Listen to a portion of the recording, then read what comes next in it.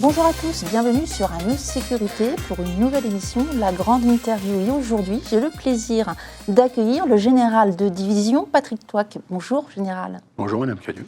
Alors, général, vous êtes chef du commandement du ministère de l'Intérieur dans le cyberespace, qu'on appelle comme cyber-EMI, tout simplement.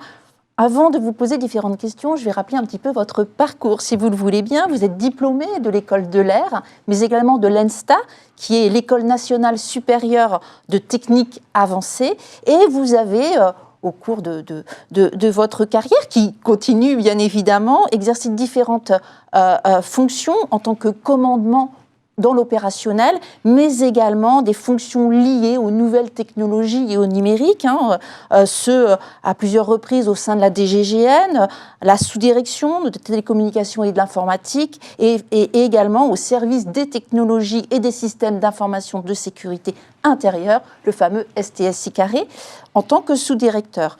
Vous avez plus récemment occupé des fonctions de chargé de mission à la direction des opérations et de l'emploi, la DOE, et vous êtes arrivé, donc vous avez été nommé le 1er janvier 2026 chef du commandement du ministère de l'Intérieur dans le cyberespace. Première question qui nous vient à l'esprit. On parle beaucoup de menaces émergentes avec des évolutions de mode opératoire. Quelles sont, selon vous, aujourd'hui, les menaces émergentes les plus préoccupantes? Alors déjà, rebonjour Mme Cadieux, merci pour cette présentation. Les menaces émergentes, j'en dirais qu'il y a deux natures, celles qui sont vraiment nouvelles et celles qui sont aujourd'hui facilitées par des moyens techniques. Alors les nouvelles, je pense que nous avons les cryptoactifs. Alors évidemment, je tiens à dire tout de suite que la majorité d'usages des cryptoactifs, ce sont des choses tout à fait légales, évidemment, mais comme beaucoup de choses, ça offre à des criminels l'opportunité d'utiliser ces nouvelles technologies, si j'ose dire, pour des moyens de paiement, alors soit pour des actes frauduleux directement, qui servent au cybercrime, ou soit pour rançonner des victimes, soit des escroqueries, soit des rançongiciels, bref, pour être un moyen de paiement pour les criminels, parce que ce sont des choses plus difficiles à suivre, parfois plus difficiles à tracer. Donc les cryptoactifs, pour moi, c'est un phénomène nouveau. À côté de ça, vous avez également des phénomènes non pas nouveaux, mais qui se banalisent. Et on parle souvent de cybercriminels as a service, c'est-à-dire que sur des plateformes numériques, nous pouvons trouver des capacités à louer des choses, comme Kiloutou, si vous me permettez, sans citer de marque, mais vous pouvez louer n'importe quoi sur Internet, y compris des rançongiciels, y compris des logiciels de DDoS, d'attaque DDoS, on y reviendra peut-être. Ensuite, un sujet qui préoccupe aussi, qui doit être un sujet de préoccupation, ce sont les objets connectés. Parce que la 5G, demain peut-être la 6G, permet d'interconnecter tous les systèmes, vos montres, vos téléphones, vos véhicules, etc. Et ce sont des portes aussi parfois dérobées, si j'ose dire, pour les criminels, pour obtenir des informations personnelles ou pour mener des attaques. Et donc, d'où la nécessité de sensibiliser effectivement chaque citoyen sur ces modes opératoires. Alors, vous avez parlé de ces cybercriminels. Est-ce qu'on peut dire qu'ils se professionnalisent quelque part selon un modèle quasi industriel aujourd'hui? Alors oui, vous avez raison. Disons que le numérique au sens large offre l'opportunité, si vous voulez, de réaliser des choses de la vie courante. Je m'explique. On peut même louer sur le net des petites mains, si j'ose dire, des personnels, recruter des gens pour commettre des faits. On peut s'informer, on peut discuter. Donc finalement, le numérique il n'a pas de frontières et permet effectivement à la criminalité malheureusement de progresser aussi et sans doute d'échanger et d'agir, y compris en recrutant, comme j'ai dit, des personnes. Alors, on va parler de l'IA qui, on en parle au quotidien, on sait que ça peut être un facteur d'accélération systémique des risques. Alors, c'est une avancée, une révolution peut-être, mais également, on fait face aujourd'hui à une vraie manipulation. Est-ce qu'on peut dire qu'elle constitue un changement d'échelle dans l'ingénierie sociale ? Oui, alors si vous me permettez, avant de faire une petite... vous l'avez dit, c'est une opportunité, donc citer Winston Churchill qui disait que l'optimiste voit dans chaque difficulté une opportunité, quand le pessimiste voit dans chaque opportunité une difficulté. On va essayer d'être optimiste ce matin en disant que l'IA, ça révolutionne notre quotidien, mais y compris par exemple la médecine, où on va pouvoir peut-être demain opérer des gens avec la robotique également à des milliers de kilomètres parce qu'il y a un expert et permettre de sauver des vies. Donc ça fait aussi ça, l'IA. Mais malheureusement, effectivement, c'est aussi un facteur d'accélération pour les criminels. Je ne pense pas que ça va, si vous voulez, créer des nouvelles formes de criminalité. En revanche, ça va la faciliter, vous l'avez dit, et ça va la banaliser. Pour être tout à fait concret, hier, pour avoir un rançongiciel, il fallait le créer, il fallait le coder soi-même. Aujourd'hui, eh bien, vous pouvez, avec un prompt IA, c'est-à-dire en français, vous écrivez juste, est-ce que sur les sites, évidemment, des sites du dark web et autres, vous pouvez dire, est-ce que tu peux me générer un code qui va permettre de faire telle ou telle intrusion. Donc je pense que l'IA va à la fois faciliter, vous l'avez dit, et donc du coup, sans doute accélérer, mais surtout aussi améliorer. Pour moi, l'un des sujets, c'est l'amélioration d'escroqueries. Vous savez, les citoyens ont déjà reçu un papier disant que vous avez une amende à payer avec des choses tellement grossières que vous voyez immédiatement que c'est un faux. Demain, ces faux-là seront de plus en plus difficiles à détecter. Alors effectivement, j'allais rebondir sur ce que vous venez de dire. En général, on voit, alors avant c'était plus l'écrit, on va dire. Aujourd'hui, il y a les deepfakes vidéo, vocaux.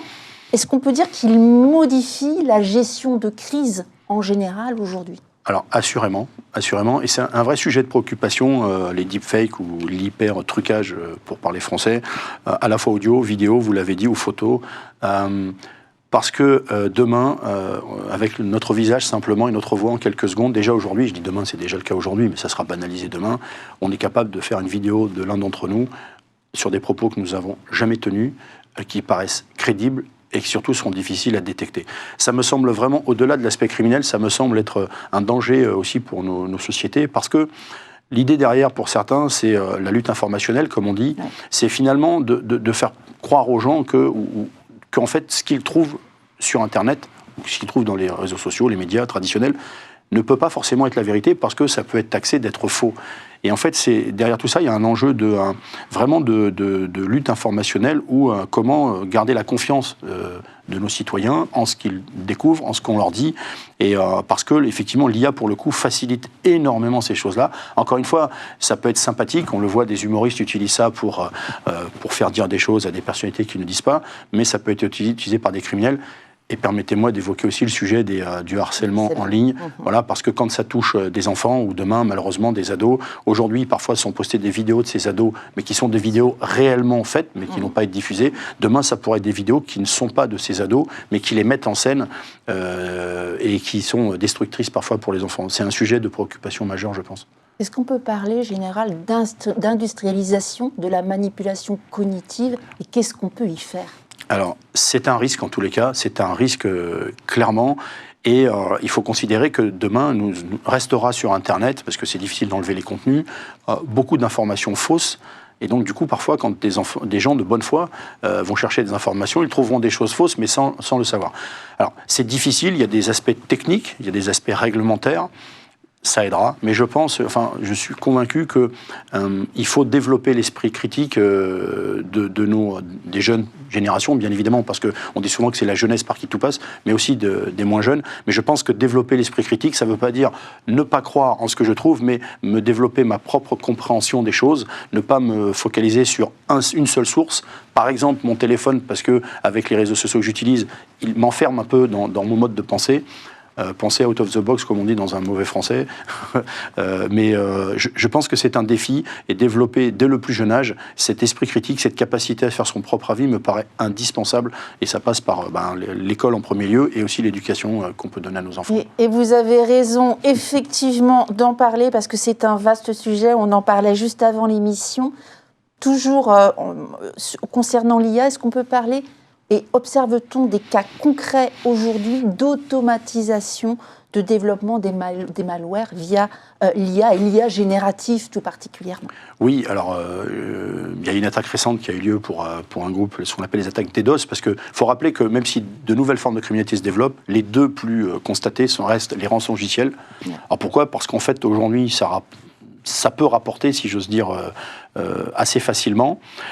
Et les attaques par déni de service, qu'on appelle les DDoS. Et là, vous avez raison, l'intelligence artificielle peut à la fois permettre de faire des logiciels plus de meilleure qualité, si j'ose dire, pour commettre l'infraction, mais aussi qui s'adaptent, en fait, et qui vont se démultiplier parce qu'elles vont elles-mêmes générer un contenu plus important. Donc, effectivement, l'IA, à ce niveau-là, restera un adversaire, si j'ose dire, et il faut s'en protéger. Donc, faire retour d'expérience, comme on dit dans les armées, on parle de rétex. Je pense qu'il faut absolument développer cette culture dans les entreprises, dans les collectivités, par la prévention, pour lutter contre ce phénomène. Question peut-être plus difficile, générale, comment est-ce qu'on peut anticiper quelque part ce passage vers les cyberattaques qui sont aujourd'hui, comme vous l'avez dit, auto-adaptatives finalement? Alors, c'est pas simple, hein. Parfois on est en réaction, c'est-à-dire que parfois il faut constater qu'il se passe quelque chose pour réussir à lutter contre cela. Ensuite, il y a, je pense, on y viendra sans doute après, la collaboration avec les partenaires publics, privés, nationaux et internationaux, parce que c'est l'échange d'informations qui nous permettra d'y arriver. Des aspects réglementaires, évidemment. Alors après, il y a des comportements. Pas plus tard qu'hier, j'ai un ami qui m'a appelé parce qu'il était victime d'une campagne de phishing. Donc il m'a dit, qu'est-ce que tu peux me donner comme conseil? Donc il y a le conseil également, mais je pense que, comme on le dit, on le dira jamais assez, lorsque vous avez, à titre personnel, une démarche qui ne correspond pas à une habitude, une démarche en ligne qui vous fait télécharger quelque chose ou qui vous fait donner des informations individuelles, il ne faut pas le faire. Et à l'échelle des entreprises, il faut, sur le rançongiciel, des conseils sont donnés par l'ANSSI, nous on en fait beaucoup également. Il faut avoir des sauvegardes de votre système en dehors, hors ligne, comme on dit, parce qu'évidemment, sinon c'est compliqué. Et il faut avoir des mesures en interne qui permettent de minimiser le risque, en fait. Voilà. Mais il n'y a pas de recette miracle, il y aura des rançongiciels, il y en a tous les jours. Il faut essayer d'en limiter la portée.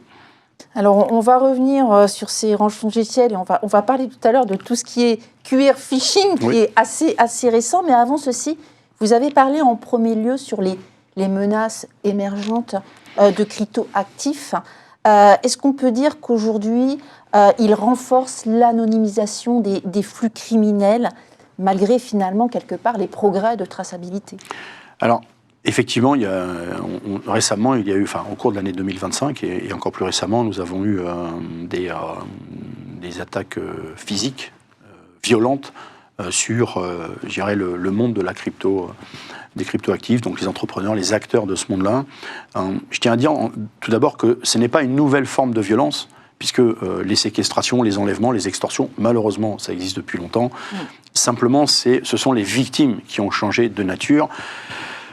Pour une raison simple, non, qui est multiple, mais les délinquants pensent que les cryptoactifs, c'est facile à détourner, puisqu'on va chez les gens, finalement, et avec une manipulation assez simple, y compris sur les smartphones, on peut détourner beaucoup des montants importants, dont on peut penser qu'ils sont finalement assez faciles à blanchir, ce qui n'est pas forcément le cas. En tous les cas, nous avons effectivement des faits graves sur lesquels nous menons les enquêtes, je tiens à le rappeler, et avec des arrestations nombreuses. La difficulté aussi pour nous, c'est de remonter sur les commanditaires, parce qu'évidemment, parfois, comme je l'ai dit tout à l'heure, ce sont des petites mains qui sont engagées, et nous, il faut absolument qu'on détecte les commanditaires sur ces sujets-là, parce que c'est d'une extrême violence, c'est traumatisant. Nous avons fait un gros travail de prévention à l'endroit grâce aussi à l'association LADAN qui nous a aidés pour les entrepreneurs du monde de la crypto, pour leur expliquer les choses qu'il faut faire individuellement dans le comportement du quotidien, mais aussi dans le durcissement de certains processus de transfert d'argent, parce que je pense que ça passera aussi par là. C'est un sujet de préoccupation majeure, le ministre de l'Intérieur en a fait une priorité, mais ça reste de la criminalité, si vous voulez, malheureusement, traditionnelle sur un public différent. C'est une préoccupation permanente, nous avons des contacts, je le dis aussi toujours, il y a des supports qui existent de prévention, mais dans tous les cas, comme je l'ai dit à toutes les personnes que j'ai croisées, en cas d'urgence, il faut faire le 17, et pas un autre numéro de téléphone qui permet aux forces de police et de gendarmerie de rapidement porter secours aux gens qui seraient menacés ou pire. Merci de le rappeler, effectivement, le fameux 17, ne pas hésiter à l'utiliser quand on a même un doute, on peut dire, sur ce sujet. Alors, je l'ai dit, on va parler de QR phishing, une nouvelle technique de piratage quelque part. Est-ce qu'on peut dire que cette technique vise davantage les forces armées ou bien les entreprises ou voire tout simplement le citoyen? Je pense que vous avez trouvé la bonne réponse. Ça vise tout le monde, malheureusement. Et comme toute délinquance, si vous voulez, quand c'est émergent, par définition, c'est plus difficile parce qu'il faut avoir les premiers cas. Vous l'avez évoqué tout à l'heure, comment on fait pour lutter contre cela? Nous, on donne des conseils, mais bien évidemment, le premier conseil qu'on donne, c'est dans les éléments qu'on va préparer, on dit ne pas scanner un QR code, si vous voulez, s'il ne provient pas d'une source clairement identifiée. Une fois qu'on a dit, difficile aujourd'hui. Voilà, parce que par exemple, les gens l'ont vu sans doute avec un reportage qui a été fait dans un journal télévisé, vous avez les parcs-mètres. En fait, vous croyez de bonne foi que vous scannez un QR code sur un parc-mètre et en réalité, c'est du phishing parce que quelqu'un a apposé un autre QR code. Donc, c'est pas toujours simple, ce qui veut dire qu'au-delà du QR code, en général, vous avez sur votre téléphone une adresse, ensuite sur laquelle vous cliquez. Il faut avoir une espèce de vigilance là-dessus. En tous les cas, au-delà du scan, il faut essayer de vérifier les informations et ne pas donner d'informations. C'est toujours les mêmes prévention, ne pas donner d'informations personnelles ou bancaires, etc. Toujours, et vérifier avec un tiers. C'est ce que je vous dis, l'ami qui m'a appelé hier, c'était le cas, et je lui ai donné un certain nombre de conseils. Et je pense que la prévention, qui est comme la pédagogie, l'art de la répétition, il faut impérativement que l'on progresse là-dessus et qu'on prévienne les gens. Mais ça touche tout le monde, le QR code, comme avant. Ça touche tout le monde et c'est partout maintenant. Et c'est partout, voilà. Et comme vous le dites, au niveau des pacs-mètres, dans la restauration, on l'utilise, et surtout avec la période Covid, qui a fait qu'on a démultiplié ces QR codes, ça devient compliqué. Donc, si j'ai bien compris, pour tout citoyen, finalement, on ne va pas ne pas utiliser le QR code, parce qu'on est obligé dans le quotidien parfois de l'utiliser, mais finalement, ne pas donner d'informations personnel. Oui, et en cas de doute, donc on le dira peut-être après, il y a des plateformes qui existent, le 17 Cyber, Ma Sécurité, qui sont des sites en ligne qui permettent d'obtenir des informations très précieuses, mais toujours pareil, en cas de doute, il faut appeler un tiers de confiance, ça peut être quelqu'un que vous connaissez, un ami de la famille ou des services de police ou de gendarmerie, mais effectivement, il n'y a pas de démarche en général autre que des gens que l'on connaît qui vous demandent des identités personnelles ou des comptes bancaires ou des choses comme ça. Donc il faut vraiment avoir le doute permanent, même s'il faut pas, il faut vivre quand même en sérénité, mais je pense qu'il faut être vigilant. Alors, en général, on a parlé beaucoup de la France, finalement, quelque part, sur ces différentes questions, même si ça s'applique à l'Europe. J'aimerais, alors il y a le mot cyberespace dans le commandement que vous dirigez. Est-ce que aujourd'hui, comment est-ce que vous qualifieriez aujourd'hui le niveau de conflictualité cyber en Europe? Alors, la question est vaste, c'est assez multiple. La cybercriminalité se caractérise pour moi par quelque chose de particulier, qui est que vous pouvez avoir des infractions commises par des gens qui ne mettront jamais les pieds sur le territoire national. Je pense que c'est la singularité de cette criminalité-là. Toutes les autres formes de criminalité, elles ont à un moment donné une déclinaison physique sur notre territoire qui fait qu'on peut quand même, une frontière, interpeller quelqu'un qui est sur notre sol. Là, vous pouvez être victime de choses qui sont vraiment de très loin. On parlait des escroqueries à l'amour, souvent des escroqueries Brad Pitt. Il y a ce qu'on appelle des fermes à scam, des gens qui sont des personnes qui sont elles-mêmes des victimes, qui sont au fin fond de l'Asie ou ailleurs, et qui prennent contact avec des Français ou des Européens pour commettre des infractions et leur escroquer de l'argent. Alors, il est indispensable au niveau européen d'avoir une coopération, c'est ce que l'on fait, c'est indispensable à la fois au niveau réglementaire, parce que si nous n'avons pas la même réglementation, comme c'est hors frontière, on aura du mal à identifier les criminels, les mettre en cause. Il faut de la coopération aussi judiciaire et opérationnelle.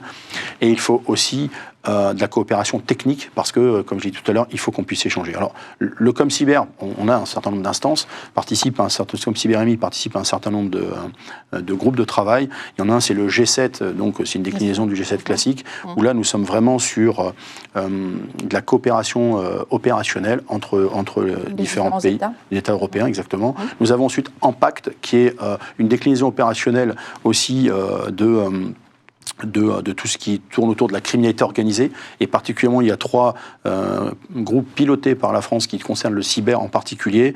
Alors je n'ai pas cité les services d'enquête, mais nous avons l'Office anticriminalité pour la police nationale qui est leader sur les cyberattaques, par exemple. L'unité nationale cyber pour la gendarmerie, c'est les fraudes en ligne. Et vous avez l'Office de lutte contre les infractions sur les mineurs qui s'occupe des atteintes sexuelles sur mineurs. On l'a évoqué tout à l'heure, qui est un vrai sujet. La traite des êtres humains par le numérique également, avec pas besoin de citer qu'en ce moment, on entend beaucoup parler d'une certaine enquête, et bien évidemment, c'est un sujet de préoccupation. La coopération au niveau européen est indispensable. Existe-t-il des services qui sont similaires au comme Cyber MI dans les différents pays européens? Oui, bien sûr. Alors après, ça se décline en fonction de l'organisation des pays, c'est différent, mais bien sûr, et puis sous l'égide d'Europol pour ce qui est et d'Interpol. Et j'oublie pas la coopération internationale, puisque évidemment, il faut travailler avec les pays, notamment avec les pays d'Asie, puisqu'il y a beaucoup de numérique qui peut se faire là-bas, mais pas que. Donc oui, nous travaillons avec les structures jumelles, comme on dit. Il y a un intérêt commun, par exemple, sur la pédopornographie, qui est un sujet majeur. La coopération ou la traite des êtres humains en général est évidemment de très bonne qualité. Est-ce qu'on peut dire que le modèle européen aujourd'hui est suffisamment armé, robuste, face à ces puissances cyber majeures qui existent? Ça reste de la criminalité organisée, comme on l'a dit tout à l'heure, et le numérique est un vecteur qui leur permet de mieux communiquer. Il nous faut impérativement, surtout, détecter un peu, moi j'ai souvent coutume de dire dans le numérique, vous avez évoqué mon passage dans le numérique, nous avons un processus et il dirait, s'il n'est pas parfait, il faut identifier à quelle étape il n'est pas assez bon pour essayer de travailler ensemble, souvent sur les aspects réglementaires, partage d'informations, et derrière, action opérationnelle concrète. Je pense que la culture, encore une fois, de l'amélioration continue, comme je dis souvent, qu'elle soit réglementaire, technique, opérationnelle, est fondamentale. Honnêtement, il y a une excellente coopération internationale sur le sujet, parce que les pays ont bien conscience que ça touche tout le monde, comme on parlait tout à l'heure de l'ingérence. L'ingérence, ça touche tout le monde. Ça peut déstabiliser aussi des pays de l'intérieur, on l'a évoqué. En France, il y a Viginum, qui, par exemple, dans le cadre des élections municipales à venir, il y a une grande vigilance à faire là-dessus. On a participé avec Viginum à un webinaire à destination des maires, par exemple. Donc je pense que ça concerne tout le monde, et il n'y a pas un pays qui ne participe pas au niveau de l'Europe de manière positive à tout ça. Alors on va continuer sur les coopérations, puisque c'est le sujet que nous sommes en train de traiter. Comment évaluez-vous aujourd'hui la coopération cyber au sein de l'OTAN ?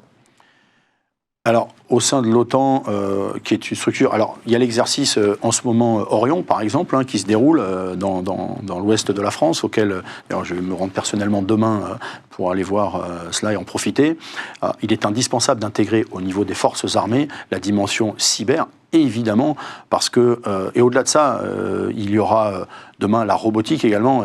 L'IA, la robotique, le cyber, tout ça, c'est très lié, parce que nous avons de plus en plus aussi d'équipements, évidemment, digitalisés, numérisés. Et donc, le cyber peut être un élément de déstabilisation, comme vous l'avez dit. Soit c'est un élément qui nous permet de progresser, mais c'est aussi un risque. Donc il est fondamental de travailler ensemble. Alors par le passé, l'OTAN, il y a des grands exercices qui sont programmés, ne serait-ce que pour vérifier que nous sommes capables de communiquer ensemble. Et la dimension cyber est évidemment intégrée. Il y a le comme cyber des armées, évidemment, qui est notre alter ego au niveau de nos camarades militaires. Mais c'est pris en compte au bon niveau, avec encore une fois des difficultés techniques, réglementaires, et d'action sur le terrain. Donc l'exercice Orion, par exemple, contribue à s'entraîner ensemble et, comme je disais tout à l'heure, retour d'expérience, rétex pour progresser collectivement. Effectivement, et on suivra ces exercices qui ont cours effectivement actuellement. On a parlé coopération entre les États, avec l'OTAN, avec Europol, avec différents organisations étatiques, on va dire. Et quid des partenariats publics-privés ? Alors, il y a un certain nombre de choses. Vous avez, sans rentrer trop dans le détail, mais vous avez ce qu'on appelle les CERT et l'inter-CERT. Alors, c'est une structure qui permet, comme vous l'avez dit, pour des acteurs privés, mais aussi pour des acteurs publics, d'échanger autour du sujet du cyber, c'est-à-dire à la fois ce que l'on met en place pour éviter les attaques, et lorsqu'on est victime d'attaque, le pompier, si j'ose dire, celui ou celle qui vient éteindre l'incendie ou traiter le problème. Et là, il y a un échange, il y a même une plateforme d'échange sur le sujet qui permet soit de prévenir, de donner des conseils, ou soit d'échanger et de bénéficier des compétences des uns et des autres. Là encore, je trouve qu'il y a une vraie... très bonne coopération des uns et des autres, au-delà de la concurrence normale qu'il peut y avoir entre les entreprises du privé ou parfois de la relation avec le public qui est un peu compliquée. Sur ces sujets-là, tout le monde a bien conscience que quand on est victime d'un rançongiciel, c'est l'intégralité de l'entreprise ou de la collectivité qui est impactée, avec des effets collatéraux très forts, financiers pour une entreprise, et puis pour nous, réputationnels aussi, pour les entreprises pour nous, et puis pour nous, pour l'action publique. Donc il y a de bonnes coordinations, on n'en fait jamais assez. L'important, c'est qu'elle est vraiment opérationnelle, c'est-à-dire que après, je pense que le risque restera toujours l'humain, comme disait un de mes anciens, il disait il faut exclure tout utilisateur d'une informatique bien pensée. Bon, ce qui est quand même compliqué vu qu'on le fait pour les gens, ça veut dire simplement qu'il faut faire de la prévention aussi au niveau des personnels pour que les comportements du quotidien, on parle d'hygiène numérique, soient les meilleurs possibles. Mais honnêtement, sur ce sujet-là, public-privé, ça se passe ça se passe bien. Il y a une sorte de veille qui est faite au sein du commandement. Oui, alors on essaye. Alors on fait des veilles, on a des veilles juridiques, comme je dis, on a des veilles intelligence artificielle, on en a parlé, et nous publions des conseils avec des études. D'ailleurs, je tiens à rendre hommage à la réserve. Vous savez, la réserve pour la gendarmerie et pour les armées en général, c'est fondamental. Nous avons des réservistes citoyens. Je suis impressionné. Ça fait que 2 mois, vous l'avez dit, que je suis dans le poste. Et pour autant, je vois des gens qui passent de leur temps, des passionnés, et qui nous aident à publier des choses au bénéfice de tout le monde sur nos réseaux sociaux. Nous publions cela pour donner des conseils. Je crois que c'est apprécié.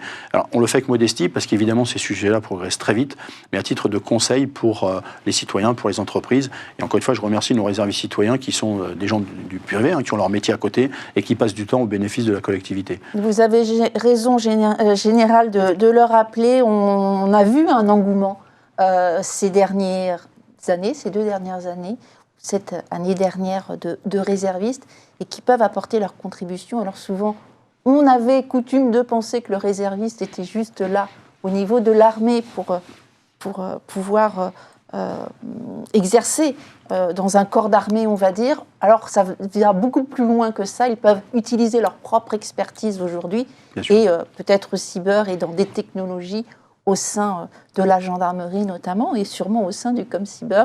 Et effectivement, on les encourage. Pour terminer, Général, il y a des solutions qui sont apportées au quotidien par rapport à tout ce qu'on vient de voir. Selon vous, quels sont les investissements prioritaires que vous recommanderiez ? Alors, les investissements, il y en a un qui coûte pas cher, c'est l'humain et c'est la prévention. Parce que dans tout système numérique, la porte d'entrée au départ, c'est une erreur, une faute. Alors, je préfère parler d'erreur parce qu'évidemment, il y a un sujet qu'on n'a pas évoqué, mais qu'il faut que les entreprises l'abordent, c'est la corruption. Ou la compromission des agents, et parfois elle peut être passive ou active, ça peut être sous la forme de menaces, c'est pas toujours sous la forme d'enrichissement personnel. Donc c'est l'humain, c'est la prévention, et il faut aussi se protéger de l'humain, je m'explique, il faut parfois mettre en place des processus qui vont sécuriser l'humain. Si je suis menacé de quelque chose, même si on m'a expliqué qu'il fallait que je ne fasse pas un certain comportement, je vais le faire sous la menace, donc l'entreprise doit aussi anticiper cela et prévoir des processus pour trouver des solutions. Alors après, nous avons aussi des solutions, je dirais, génériques, je l'évoquais tout à l'heure, des sites internet, donc 17 Cyber, pour des renseignements sur tout ce qui est cyber, c'est un service H24/7/7, il y a un chat possible qui peut être rediffusé ensuite, vers des services s'il y a une urgence avérée. Vous avez Ma Sécurité que j'engage chacun à télécharger, qui permet d'avoir des conseils sur un certain nombre d'informations de manière générale, comment déposer plainte, les signalements et des conseils de prévention. Je pense que la prévention restera le meilleur sujet. Après, sur les investissements dont vous avez parlé, je dirais que les dirigeants... Technologique, les solutions existent. Ou par exemple, quand vous allez sur du cloud, on parle souvent du cloud, quand vous êtes client d'un service cloud, ne serait-ce quelque chose de tout bête, lire le contrat que vous avez signé. Quand vous êtes une TPE, une PME, vous n'avez pas les moyens de vous-même vous sécuriser. Mais vous lisez simplement ce que vous payez au quotidien pour savoir quel risque vous prenez, quelle sécurité vous avez. Les investissements, évidemment, il y a des gestionnaires, on parlait des mots de passe, on n'en a pas, il faudrait faire des heures et des heures, mais je pense malgré tout que l'un des investissements qui coûte le moins reste l'humain. Parce que c'est le maillon faible aussi souvent. Oui, ça peut malheureusement, mais parfois les gens par mégarde, par inattention. Un truc que vous avez parlé tout à l'heure par exemple du Covid. Le Covid a fait que les parents se sont retrouvés souvent avec les enfants à la maison pour travailler. Et vous avez un parent qui peut dire à un enfant, je te donne mon ordinateur professionnel, parce que tu as besoin de faire une recherche, et l'enfant va télécharger quelque chose qui n'a rien à voir, et il y a une porte dérobée qui est mise sur l'ordinateur professionnel du parent, qui après va pas s'apercevoir qu'en travaillant tout simplement de chez lui, va être victime d'une campagne de phishing ou de capacité d'intrusion sur son système pro. Donc c'est tout ça qui, je pense franchement que la prévention, après les structures cybersécurité des entreprises savent ce qu'elles peuvent mettre en place à titre de solutions techniques. Alors, une question plus générale et pour terminer, est-ce qu'on doit aller vers une véritable souveraineté numérique européenne ? Alors, je ne peux dire évidemment que oui. Après, c'est difficile, une fois qu'on a dit ça, c'est comment on le met en œuvre. Et donc, pour moi, on le dit souvent, je pense que on parlait de l'humain tout à l'heure, ça passe en premier lieu par les compétences en numérique que détient la France, l'Europe, parce qu'il faut, pour développer des solutions souveraines, il faut des talents, il faut les former, il faut les garder. Donc il faut encourager encore plus, comme c'est fait, le fait d'investir en France, de développer en France des solutions, ou en Europe, parce que je pense qu'il faut raisonner à l'échelle européenne. Il faut des règlements aussi qui permettent l'émergence de solutions souveraines, notamment sur l'intelligence artificielle. Il faut avoir, selon moi, une vision positive de l'IA, on l'a évoqué, plutôt que de considérer être optimiste, comme j'ai dit tout à l'heure, et pas être pessimiste, parce que pour que les entreprises investissent en France ou en Europe pour des solutions souveraines, il faut que le cadre s'y prête. Donc des talents, pour moi, une réglementation qui permet de faire aboutir des solutions souveraines, et ensuite la mise en œuvre par nos équipes.